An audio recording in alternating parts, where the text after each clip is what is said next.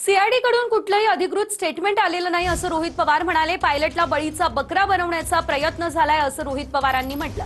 V K Singh समोर येऊन बोलले तर पुराव्यानं उत्तर देईन असं देखील त्यांनी या दरम्यान म्हटलेलं आहे। सीआयडी कडनं ऑफिशियली कुठेही एखादं स्टेटमेंट आलेलं नाही। लोकांकडनं मागणी होत असल्यामुळे सर्व कार्यकर्ते पदाधिकारी व अनेक अजितदादांवर प्रेम करणारे नेते सुद्धा दादांच्या बाजूली दादांना न्याय मिळावा यासाठी प्रयत्न करत असल्यामुळे आणि खास करून मीडियाच्या मदतीने सुद्धा आम्ही जे काही प्रेझेंटेशन केलं त्याच्यामुळे एक दबाव हा आता VSR वर DGC वर मोठ्या प्रमाणात निर्माण झालेला आहे।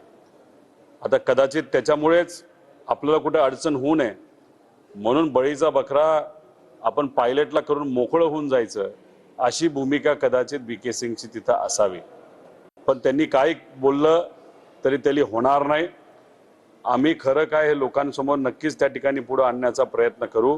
त्यामुळे जोपर्यंत सीआयडी कडनं ऑफिशियली एखादी स्टेटमेंट येत नाही तोपर्यंत आपल्याला काहीच सांगता येत नाही। VK सिंग स्वतःहून पुढे येऊन जर मीडिया समोर काय सांगत असतील तर त्याला प्रत्युत्तर पुराव्यासकट आम्ही 100% त्या ठिकाणी